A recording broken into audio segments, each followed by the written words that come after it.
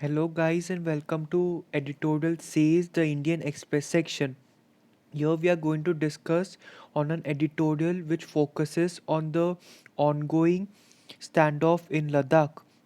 Now between India and China, there is a standoff now and escalation of violence in Ladakh, and so now we are going to study one editorial based on it.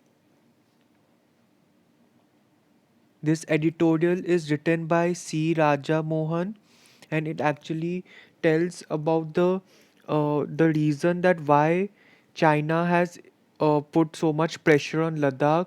Some reasons which are given by China, which actually it is not true, and some baseless reasons given by them. So come, let's study more about them. This is the Indian flag, and this is the Chinese flag.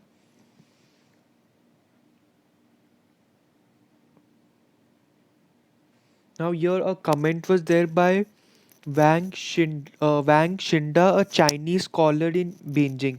Now, what he said that China has forced into Kashmir a dispute due to India's move last August. Now, what India did last August, it abrogated the article of 370 and 35A, and due to this, it has stimulated China and Pakistan to take counter actions in Kashmir, and they believe that because of this reason, the India's abrogation of Article 370 and 35A, now it has been more difficult to resolve the border issue between India and China. This was said by this person, Wang Shinda, who is actually a Chinese scholar in Beijing.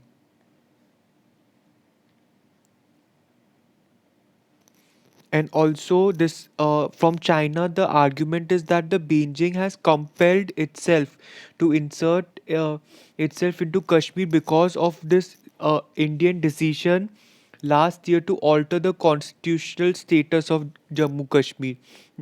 As I told before, it was abrogation of Article 370 and 35A, and Chinese are saying that because of this reason they have put more pressure on Ladakh.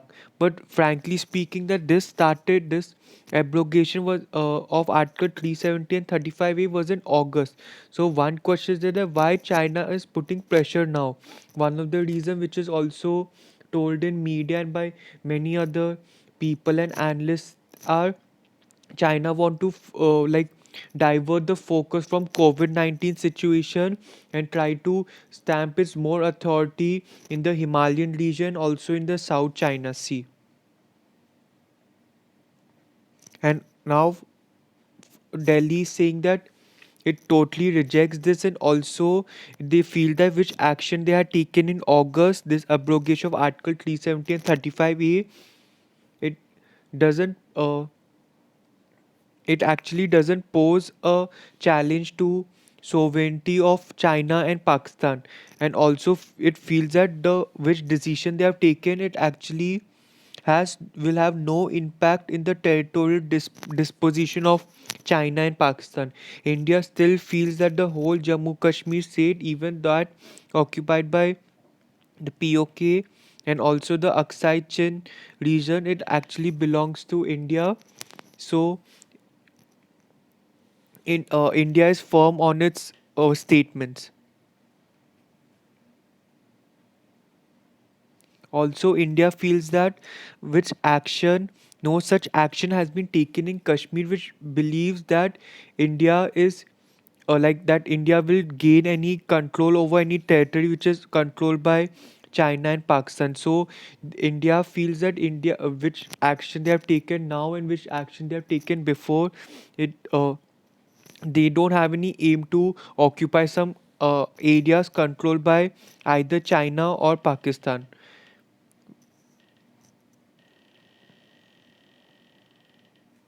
Now here is the map of this is Jammu Kashmir, this is China, and this is Tibet. Here, what India and Pakistan felt that India and Pakistan in 1947, this was a princely state. This Jammu Kashmir, and uh, there is always a dispute between India and China that this Kashmir belongs to India or China. But for Beijing, this they feel that this was never the part of Jammu Kashmir. Actually belongs to Tibet and Xinjiang.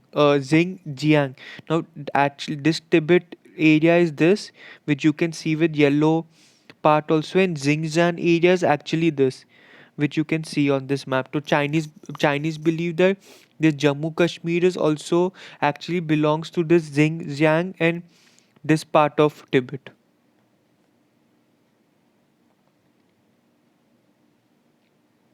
Now, here one statement is there that China always actually had an eye on an Hunza region. Now, Hunza region is actually this part. Actually, this whole part is Hunza region, and China always wanted to occupy this region. Now, one statement was given also in the editorial that the mayor of Hunza, Jamal Khan, opened negotiation with officials of Xinjiang, but in the end opted to accede to Pakistan. Now, here what happened at that time in the year 1847 to 1947, actually this Hunza region was very friendly to China, and also it helped China and provided them lot of support. And also they were this the media was also against the Britishers. And when in the year 1947 they had a discussion, like open negotiation, that this region will it belong to China, or will it belong to Pakistan. But actually they opted to go to Pakistan. This reason wanted to and support wanted to support Pakistan, and to avoid India, like not to avoid India, but to conflict against India, and to uprise a national like movement against India. Also, but due to this, China still did not abandon the efforts and continued to show Hunza as a part of their territory. They always had an eye on this region and continued to like plan to capture this.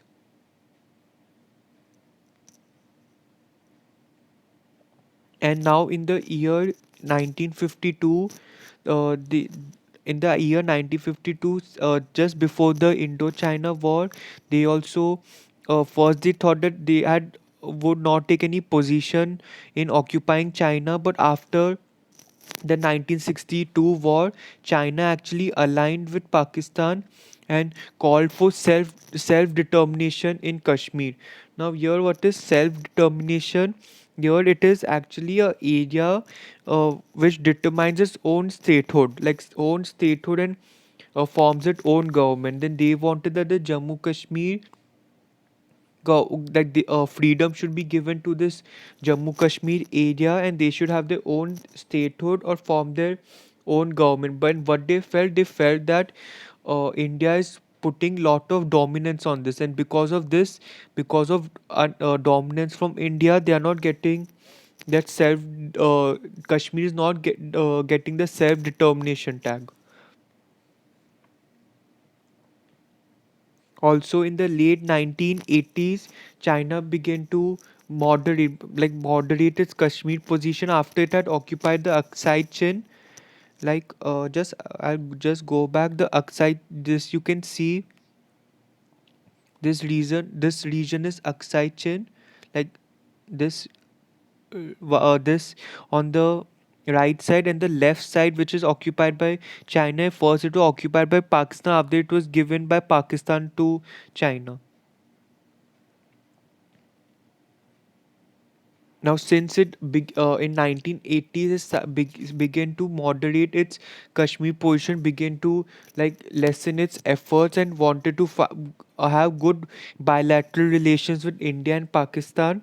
And also in the 1990s, it told India and Pakistan that they should focus more on development cooperation, more on the development part, developing the nation, developing Asia as a whole, since Asia was still behind the Western countries at that time, and they wanted India, Pakistan, China should have good relation, good bilateral relation. And now since the late 2000s, Beijing actually became more conscious of its uh, power differential. Now you can see that since slowly China is growing into a global superpower, and also now it is almost thus if you can count in almost every aspect, it is one of the largest most powerful country. You can tell that second most powerful country till now, first being USA, and now you can see there's a huge power differential with all its neighbors. Now, if just taking to the account, China got independence in year 1948 or 1949, and to the same year in just 1 or 2 years after India had got independence. Now, if you see, both of them got independence from at the same time. Both of the countries were in the similar almost the similar state, but China now has been rising and also has almost developed into a global superpower. There's a huge power difference, means that China is considered a little more powerful than India, not in terms of military but in terms of other things also. Now finally, the this article actually Beijing was still telling that they are putting more pressure in Ladakh because of the step taken by India, but actually the real cause is that of PLA's. PLA means People Liberation Army, growing military capabilities and the political will to use them. Now, if you see, they have why growing military capabilities, because they are see now they have also removed the autonomy of Hong Kong. They are possessing more uh, dominance over the South China Sea, and now they are also shifting towards the Himalayan region and want to show that they are superior in the Himalayan region. Also, you can see that there is a situation of between Nepal, China, and India. So this is actually the conclusion of this whole editorial. You can also tell us what you think, and you can also share your views in the comment section.